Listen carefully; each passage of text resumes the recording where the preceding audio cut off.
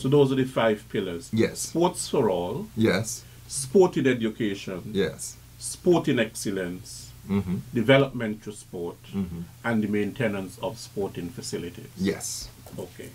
Now, you mentioned and you introduced, and I totally agree, that sports must be looked at from a business perspective. Yes. So often we don't view it as a business. And when we view it as a business, there can be so many benefits that can be derived.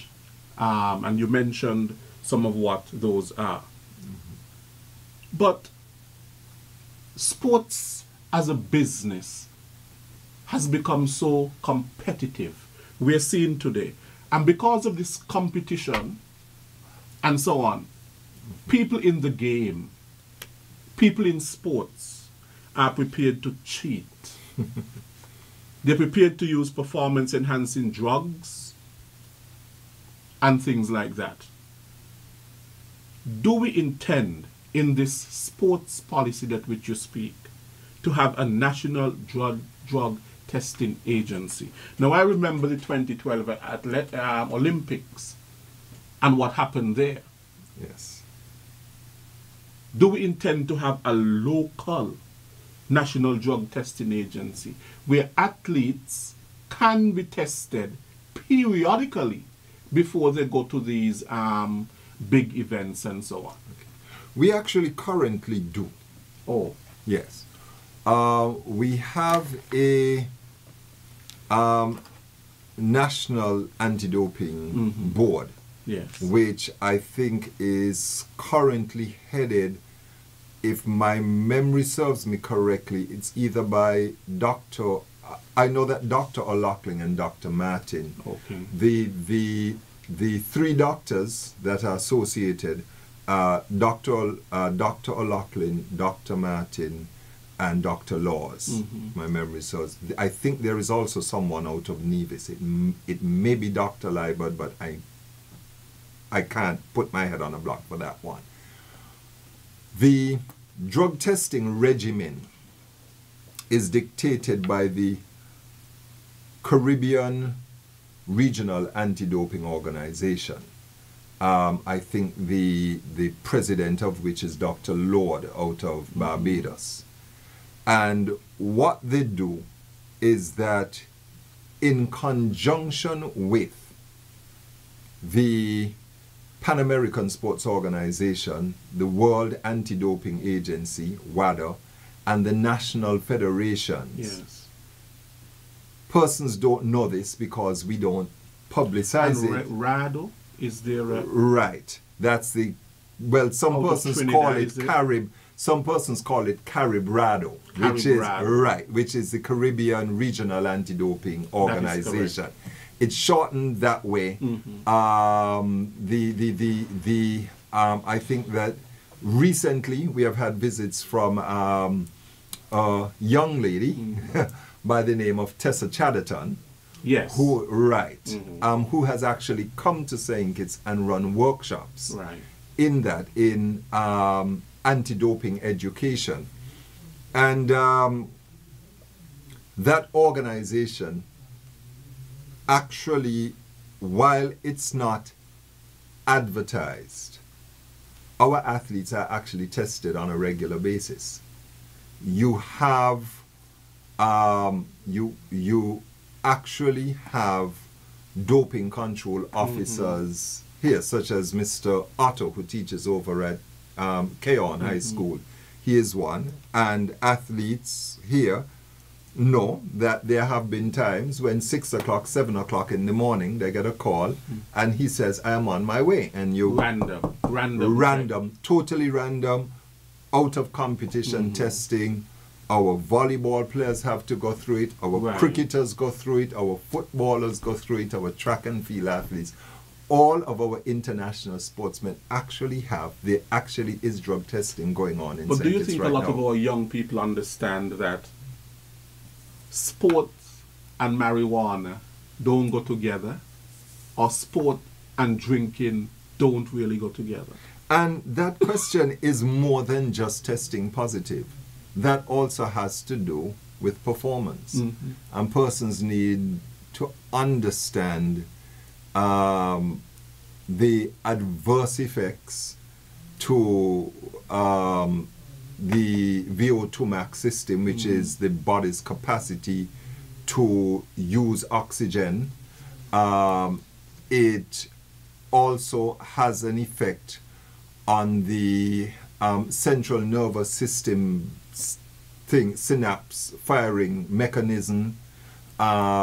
It has a direct effect on perceptions. For instance, we all know this. You take marijuana. Suppose you're playing cricket where somebody's bowling a ball at you at 90 miles per hour, and you perceive that it's 2 miles per hour slower than it really is. Then you stand to be injured, seriously injured too. But the perception is that marijuana enhances performance. That is the perception. It's not the reality. It is not the reality. And that is why it continues to be, a banned substance within sports. Right. Because the slowing of your reaction time, persons have said that it can increase your perception. Yes. I'm not going to get into that argument, but what we do know is that while that may or may not be true, it hampers the way that you react. Yes. And if it slows your reaction in a sport where there is potentially dangerous, then it means that you're basically endangering yourself. Right. And others. And others around you. Yes. Because safety is not just about you. It's also about safety of the persons around you. Right. Now, the government's investment in the Rio Olympics, can you tell us a lot about that? You know that is around the corner. Yes. In Brazil. Right. The Rio Olympics, right now, the sport in which we have persons qualified to participate in the Olympics is athletics. The government has invested $340,000 into what is called a direct athletes assistance program. What this does is that under the recommendation of the SKNAAA, which is the St. Kitts Nevis Amateur Athletic Association and the St. Kitts Nevis Olympic Committee. Right. What they did was that those organizations identified athletes that were close to the qualifying mark. And the government funded their training for the 6 months, 6 months, 9 months, I think starting sometime late last year, right up to the national championships. Persons were training as far north as Canada, I think as far south as Trinidad, as far west as Jamaica. So that you had persons, out there training in different areas of specialization. Right now we have had, I think it's 4 male track athletes and 1 female track athlete that has qualified for the game. It's actually 5 male athletes, I think. And 1 female. And 1 female. So there are 6 qualified. So that there are 6 persons qualified. 6 persons, let me rephrase that. There are 6 persons that have met the International Amateur Athletic Federation's qualifying times or distances for entry to the games at Rio. And that happened at the nationals that were not all of it happened at the nationals. Some of it happened at meets other than the nationals. Because how it works is that the games organizers, the International Olympic Committee, determines the period during which you can qualify. The period closes on the 11th of July. So for instance, today's the 6th. So it means, Mr. Williams, that you have 5 days left to get in shape and go out there. And, you know, I don't know, what event would you be interested in, perhaps? Me? I'm a sprinter, you know. Sprinter, okay. So then if you're a sprinter, I think that the qualifying time on the 100 is, I think, is it 10.2 or 10.13, I think it is. So it means that you can just get out there, get in shape, and get into a meet on Saturday, 10.13, and you will be qualified. Of course, now, we have 3 or 4 persons already qualified, and having not taken part in the national championships, it would be hard to get a waiver. But if you were to go to your second event, like, you know, maybe perhaps, you know, high jump or long jump, I think that the qualifying mark for the high jump is 2 meters 21, which is, I think it's 221, 217, I think. So it's about 7 foot 2 inches. So you just go out, you jump 7 foot 2 inches between now and next Monday, and you have qualified. Okay.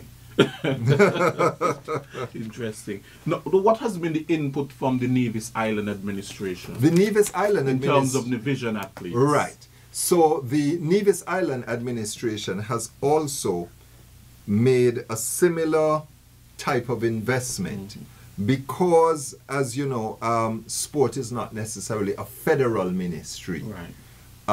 So, for instance, the Nevis Island administration has supported the training of Maritza Williams, of Adrian Williams, our javelin thrower, in terms of getting off to go train and attempt to qualify for the games as well. Right. So that it really has been a common federal vision as to how we should go about making that type of investment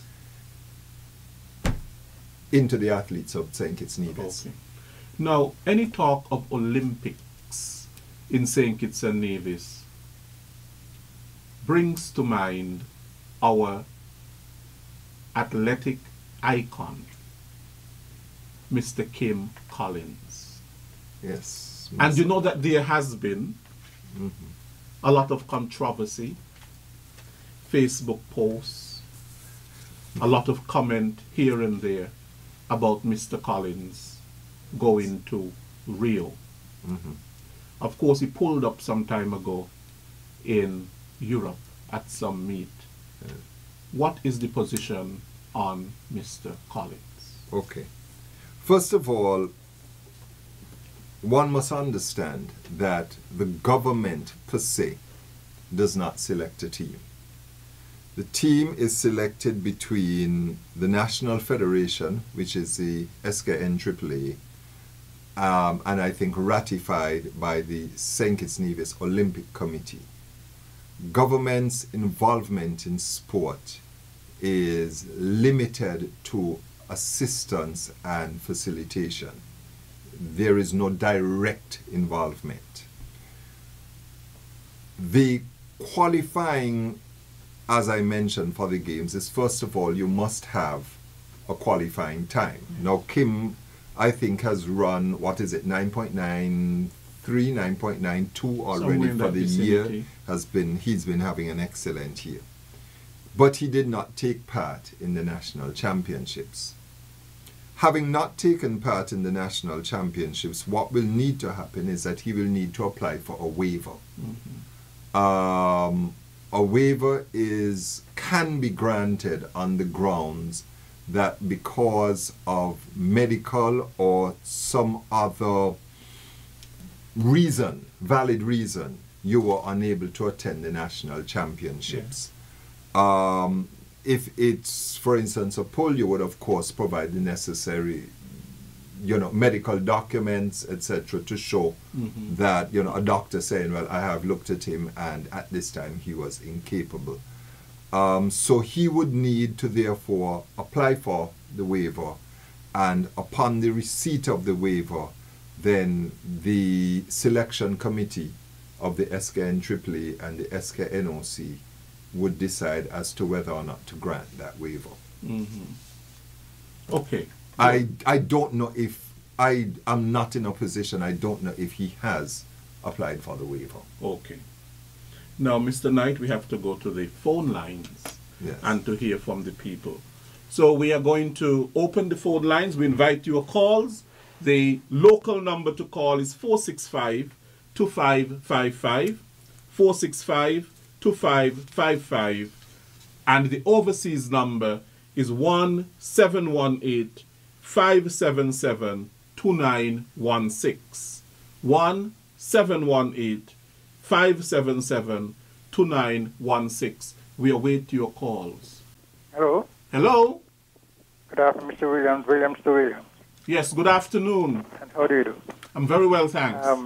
See, the gentleman forgot an important piece of sport. The Indian team loves to practice in St. Kitts.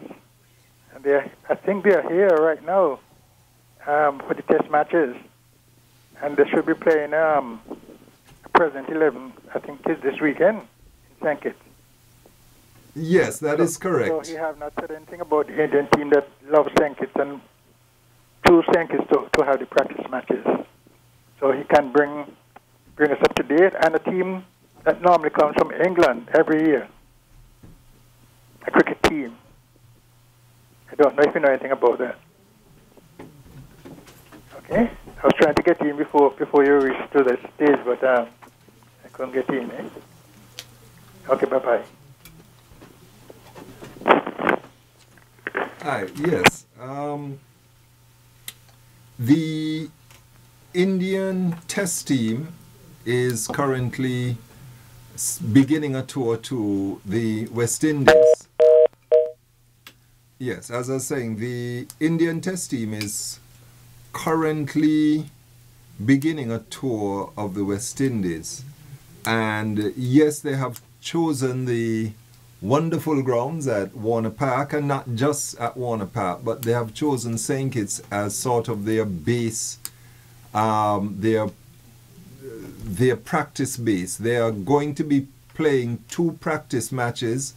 I think one is starting either tomorrow or Friday, and it's going to be against a President's 11. It is a 3-day game. And then there's going to be a 1 or 2 day break, and then there is going to be a second warm-up game, a second 3-day game. I'm not quite sure who the opponents will be for the second practice game, but yes, there is that. We were sort of focusing what is currently in the news, which is the CPL, but that is also current, and it also speaks to the concept of the sports tourism product as well. We have a caller on the line. Working for you, good afternoon. Good afternoon, Mr. Williams. Good afternoon, sir. And good afternoon to the gentleman there representing the sports department, Carl Brown here, and good afternoon to the listeners home and abroad. The award of sport, persons who have done well in sport over the last year, which is to take place at Government House. Yes. I see cricket is in the right up to the college level of those persons who would have taken part in all those competitions at the school level. It is nice to know that they would be rewarded for the good work they have done in the young part of the cricket area. But the concern I have, and I'm wondering what the sports department, what the World Cricketing Body or the OICS or Caribbean Cricketing Body is going to do about this. So after those youngsters would have got their reward, yes, they would be happy.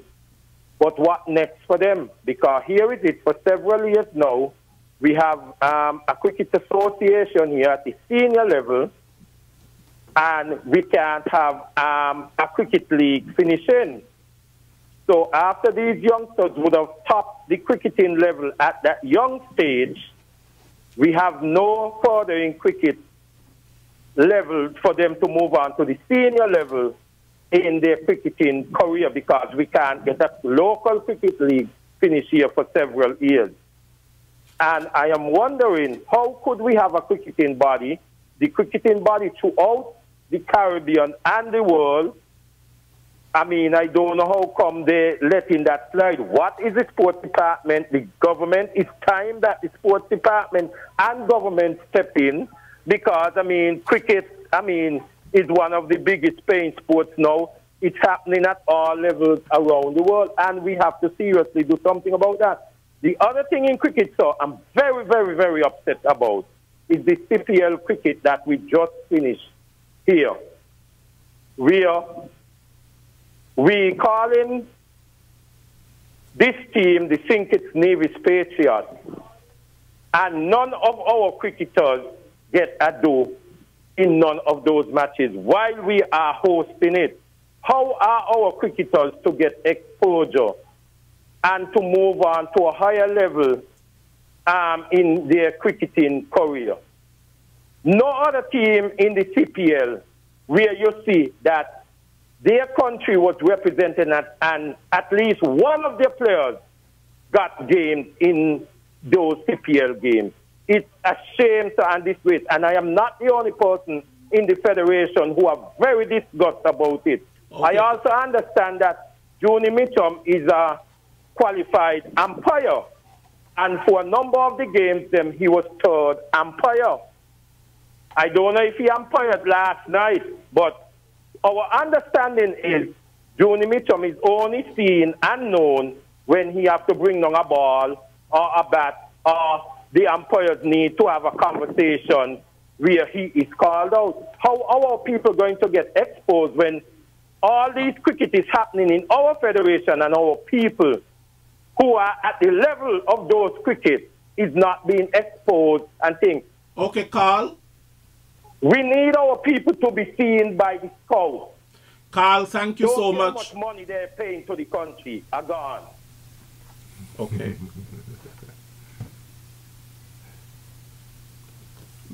Mr. Knight. Right.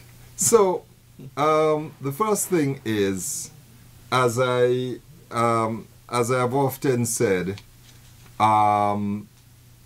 Michael Jordan wasn't born in Chicago, but Michael Jordan led the Chicago Bulls to 6 world championships. Kobe Bryant wasn't born in LA. He was actually born, I think, in Philadelphia, but he led the LA Lakers to 5 championships. So, okay, we have another caller. I will take the corner and then continue. Working for you, good afternoon. Yeah, good afternoon. Working for you. Good afternoon to the listeners via radio and internet, as I said. Yes. And good afternoon to the Permanent Secretary, Mr. Stanley Knight. Good afternoon, sir. Now, I just have a question pertaining to what Carl asked. It's very serious to see that we have a team in the CPL, and we don't have not even one of our local players from either Nevis or St. Kitts a part of that team. How can we continue proceeding in the CPL when we have nobody of our caliber a part of the team? We need to have something to develop our cricket standard. You all have a safe day. Thank you. Yeah, let me just put it this way, and it sounds a little harsh and a little blunt. Yes, we need players on that team, but to be honest, I don't think that the players should be on that team because of a quota.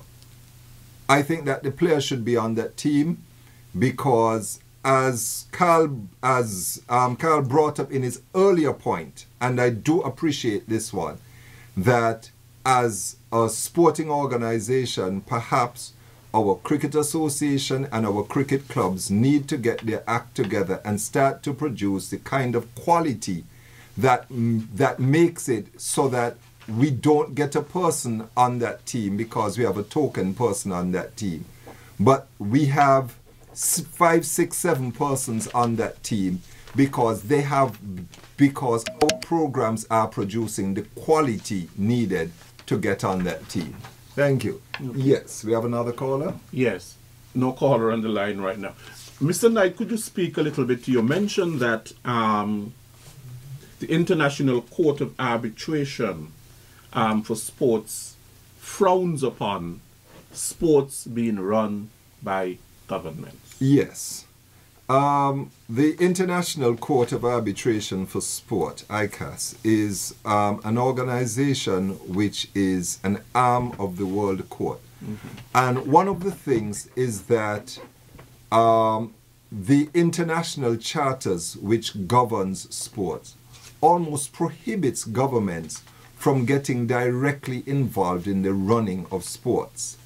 An excellent example of that was, I would say, South Africa, Yes. where you had apartheid.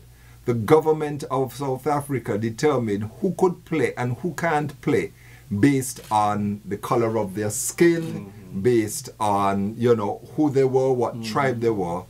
And person stepped in and they actually had sanctions taken across, against the whole of South Africa based on that. There was another example where there was a German football team that took the UEFA organization to court. Not only did the court indicate that there was no jurisdiction, just as in the case of Butch Reynolds, the former world record holder on the 400 meters, but in addition to that, FIFA and the International Court of Arbitration actually took a 1-year sanction against the team.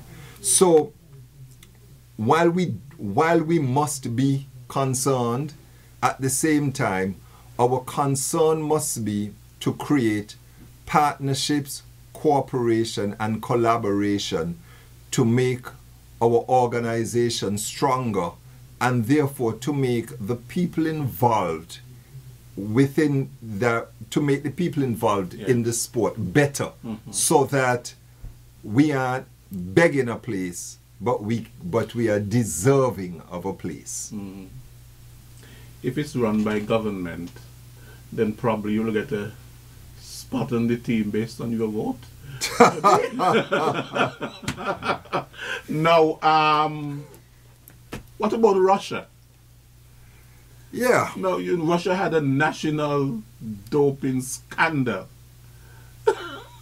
Russia is not taking part in, and you know, persons point out Russia. Yes, they had a state-sponsored doping assistance program. So if you wanted to be a superb athlete, you go to Russia, and the government helps you in terms of the performance enhancing things and the, Right. all right. But also what is important in there is that at the time that Russia was warned, so was the United Kingdom warned, because there were individuals within the United Kingdom's anti-doping agency that were complaining that athletes were not being made available for testing on the regimen as dictated by WADA. Lord Sebastian Coe, who is the president of the IAAF, the former Minister of Sport, it's important to say this, the former Minister of Sport for Great Britain and a former world record holder on the 800, 1500 meters and 1 mile, wrote to the British board and told them that if they did not comply, that they also would be banned. Of course, Britain did the smart thing. They complied so that they will be in Rio. Russia, unfortunately, did not comply. And it is those types of controls. You see, we have to understand that we can't miss the forest for the trees, and we can't be blind to what is happening in this $1 trillion industry called sport, because we are merely looking at what's directly in front of us. Right.